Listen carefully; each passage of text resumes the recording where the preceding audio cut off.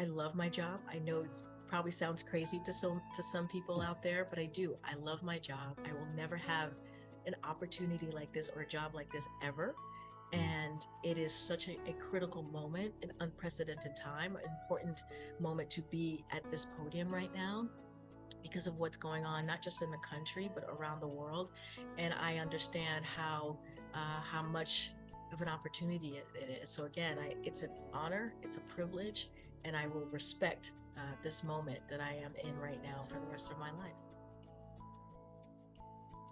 Hey, GRIO fam, it's Gerren Keith Gaynor, White House correspondent and managing editor of politics at theGrio. And I'm here with Karine Jean-Pierre, who is the White House press secretary, the first Black woman, the first queer person, the first immigrant to hold this role, a history maker.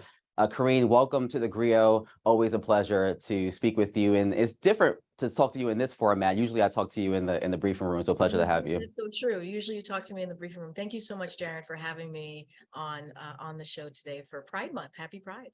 Happy Pride. So first, you have now been in the role of White House press secretary for more than a year now. How would you encapsulate your experience as press secretary, and what has it been what you always thought it would be? So I don't know if I've ever had an image or a view of what it would be like as a historic figure in this role, because you never know. But one thing that I can say is being the first, and I've had many first, it's always very different. It's always very different experience. What it's going to be like, it's going to be very different for me than it was for the last 34 press secretaries. And that's just a fact because of the communities that you just laid out that I represent. And so I think for me, it has been amazing. It has been just a privilege and an honor to be at that podium as we were starting the conversation almost every day, representing the President of the United States, the person who is the most powerful political figure, right, when it comes to that in the world. And I get to speak on his behalf. I get to speak on behalf of, in front of these reporters, but also in front of the American people, laying out what it is that we're doing day in and day out. So in that realm, it's been fascinating, exciting. But there's the other part, right? And I say this all the time, it's not lost on me, the communities that I represent and what I mean to those communities, and how they view me at the podium and how important it is to them. So that is also on my mind, right? And how I'm representing the Black community, the Caribbean community, the LGBTQ plus community. And it is incredibly important to me that I do that well. And so it just is an experience that I will appreciate and honor until I'm here in this role. Mm-hmm. And you have often lifted up the fact that President Biden is the most pro-LGBTQ plus president in U.S. history. Can you talk a little bit about that record and what it means for you as a member of the community to be a spokesperson for a president who has been so pro advancement of the LGBTQ plus community? So I would say it's the most pro-equality administration in history, the most advanced LGBTQI plus equality ever that we have seen in this administration. So, this is a president, and I've known him for some time now, who just not as president, but as vice president, as we all know, made history when it came to the LGBTQ plus community, when it came to marriage equality. He was out front in 2012 to say that love is love and people should love who they choose. And it was something that I remember back then when he did that in 2012 during the Meet the Press interview, and he was out ahead, even out ahead at the time of President Obama, who I worked for as well. And he did that because he truly believed it. He truly believed it in his core, and he thought it was important to say it. And he was asked directly. And so that's the type of president that we have, right? Someone who believes in fighting for communities, believes in saying what he believes is just. And he not only just says it, but he has walked the talk, right? When you talk about his record, when you talk about what he's done in this first 2 years, a little bit more than 2 years of his administration.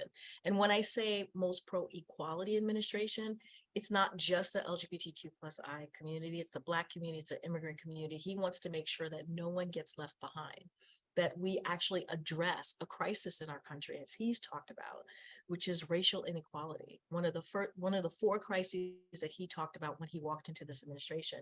And one of the things that he did very early on is sign an executive order on the day one, not even very early on in the first day of his administration, which directed all federal agencies to strengthen civil rights protections.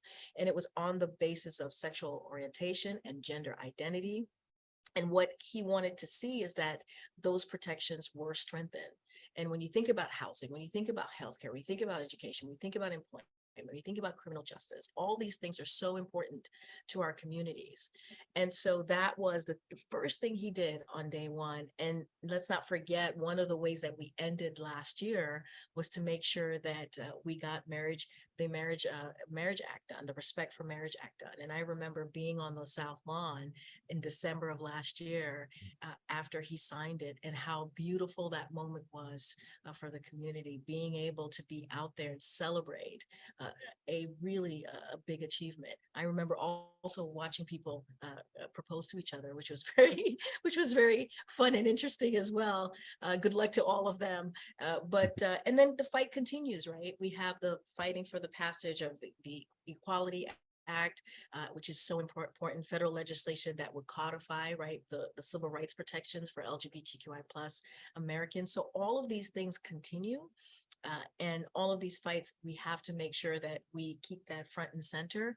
But this is when you talk about allyship, when you talk about people having the back of this community, not just having the back, but also fighting for that community, I believe that this is a president that represents that in a way that he has shown that with actions, not just words. You've had some pretty monumental moments so far as White House press secretary, but what has been your proudest moment, would you say? Oh, that's a good question. So it's been a year in this role. There's been a couple of things that has made me incredibly proud. Many things that made me incredibly proud to be at that podium during this historic moment. Again, this is a historic administration.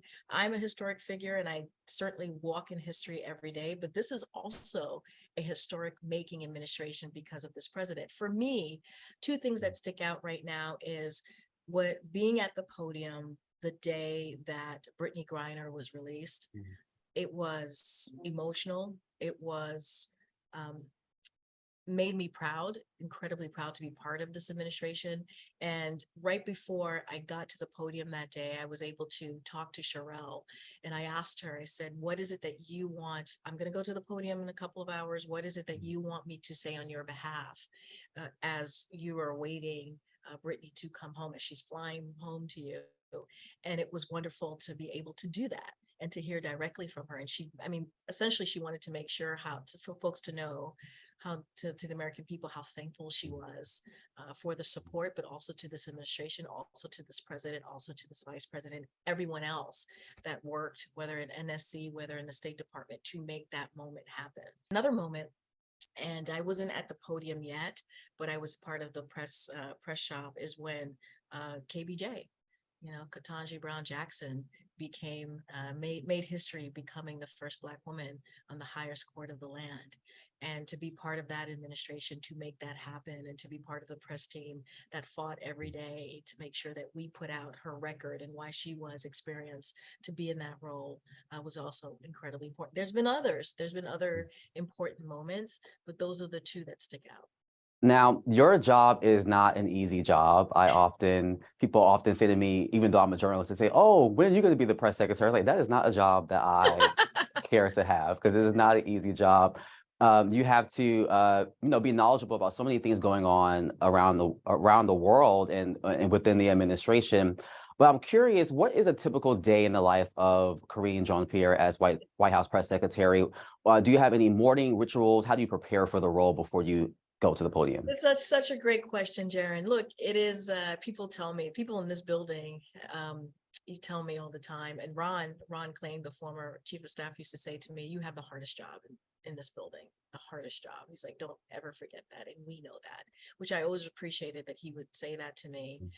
And, you know, in many ways, I have the weight of the world when I go to the podium, because you have to try to get everything right, right? Whether it's domestic policy, whether it's foreign policy, and you're communicating on behalf of the president to, yes, there are reporters like yourself sitting in front of me, but what you all are doing is making sure that the world and Americans know what is it that the president wants all of them to know.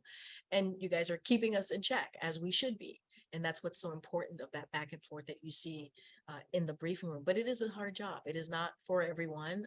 It is. And when you say yes to doing the job, you know you have all these responsibilities. So for me, it takes a few hours before I see you all in the briefing room to prep, to get ready, to make sure we have my team. I have a team of 12 that prepares me and that gets me ready to go. And it's not just them, it's the whole broader, you know, administration, the White House, where we get our policies from, you know, where we get kind of the direction of what is it that we want to say in this particular news of the day item that you guys bring forth to us. And I also have to sometimes go directly to the president and say, hey, Mr. President, what is it you want me to say on this particular issue?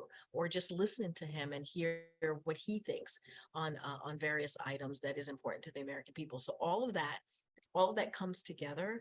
And it is, I always say I never really have a moment to myself in my office, because it's a revolving door of people coming in and prepping me, getting me ready for that moment.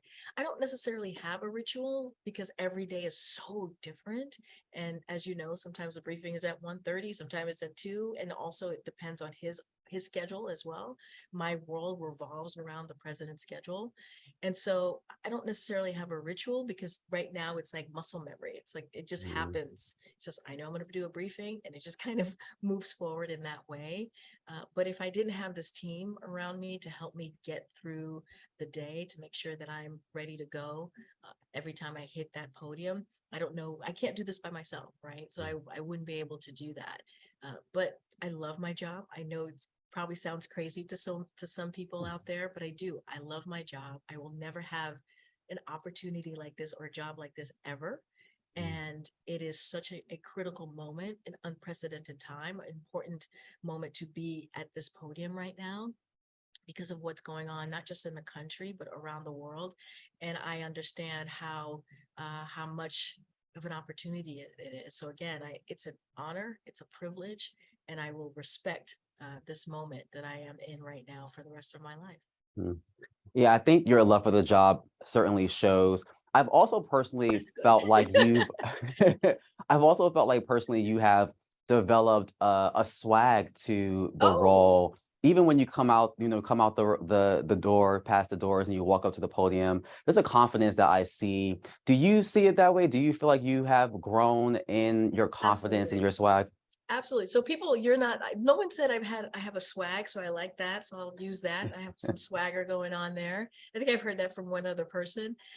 What I will say is, yes, the confidence, certainly. And you need to be confident if you're going to be at the podium. You need to feel like, okay, I feel confident enough in what I need to say and what I need to do, what my role is for today, and how I'm going to deal with each and every reporter in the room, and how the conversation, the back and forth, that I'm confident that we can have in a respectful way, both sides, and make sure at the end of the day, make sure that I get the information that to the American people that the president wants me to move forward in. So yeah, you're totally right.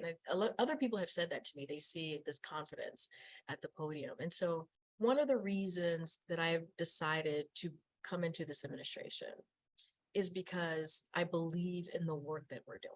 I truly, truly do. I believe in the vision that this president has in helping people, not leaving anybody behind, making sure that we have policies that has equality at the center of it, and making change that's going to be long lasting, not just for the moment that we're in, but for generations to come, right? And making sure that we do it in housing, we do it in education, we do it with the economy. And because of that, because I truly believe, you cannot stand at that podium and not believe in what you're saying.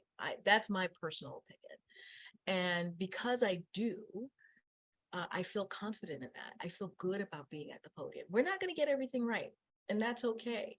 But we're going to do our best to do the business of the American people. And we talked about how challenging this role can be, and I sometimes wonder, how are you preserving yourself? What are your like wellness or mental health practices to keep you strong and ready to perform this really critical role? And that's a great question. So a couple of things. I don't read anything good about myself and I don't read anything bad about myself. I just don't. I think that is like, that is the thing that is so important. I put it to the side. I do my business. I do it the best way that I can on behalf of the president. And so that's one thing. That's number one. I have my own family. I have a little person, a little girl that I am responsible for. She just turned 9, and that Oh, is really my whole life.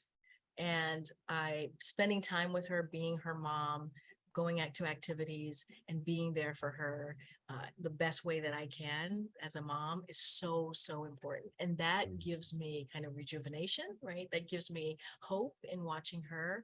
And so that's also incredibly important. I like to run. I like to have some downtime as well for myself to just make sure that I'm healing and that make sure that I have self-care. Self-care is so important, not just in my job, but everyone that I work with, right, in the administration. These are some of the hardest jobs that any of us will ever have, not just me. And this is my second round in an administration. I worked in the Obama-Biden administration as well. So I understand how important self-care is. And so I try to do that every day. And also my friends, my family, they remind me all the time, what are you doing? Make sure you get some downtime. Don't do that today. Stay home, relax. Don't go, running around. And so they're very good at making sure that my well-being is front and center for myself as well. we know that there have been such a wave of anti-LGBTQ bills proposed and laws passed in this year alone. I think it was now over 75 laws that have been passed. This Pride Month, for many, it might be challenging to feel that pride and feel safe at this moment. What is your message to the LGBTQ plus community this Pride Month as we also understand the climate that we are in? It's such a, Jaron, that's a great question because there is a reality that we are in currently right now, something that the president has spoken to, something that I have spoken to as well many times, as you know, from the podium, about what we've seen this past legislative session, especially in the state more specifically, where you see more than 600 pieces of anti-LGBTQI plus legislation. A few hundred of those are anti the trans community, anti-trans kids. And it is heartbreaking to see, because while I just laid out to you at the top of our conversation all of the successes and how we're moving forward for this community, whether it's equality for marriage, whether it is what the president has been able to do, executive orders that he's been able to do in the last 2 years, there is still a lot of hatred out there. And there's still a lot of work that needs to be done. And what we have said to the community, and we have shown it again with action, is that we're going to continue to fight. We're going to continue to have the backs of the LGBTQI plus community, but in particular right now, the transgender community, our trans kids. And it is so important to send that message. It is so important to do that, to move in that way. And we're going to continue to do that. Every moment that I have, an opportunity that I have where something horrible has happened across the country, I go to the podium and we call that out. And we make it very clear that we do not accept that, and that we make it very clear that this is a community that we love, and we make it very clear that this is a community that we're going to fight for. We've done that over and over again. And so I know for many folks in the community, they're feeling some heartache, right? They're feeling that their lives is in danger. And we understand that and we get that. And that's why the DOJ is doing what they can and everything that they can to make sure that we protect the communities out there, especially during this Pride Month. And so we're going to continue to lift up the community. We're going to continue to do everything that we can to protect the community and speak against the hatred that we see out there. And Department of Justice is continuing to do the work, and the president is going to continue to also do the best that he can to do that. Karine Jean-Pierre, White House Press Secretary, thank you again so much for your time, and happy Pride. Happy Pride. Thanks, Gerren.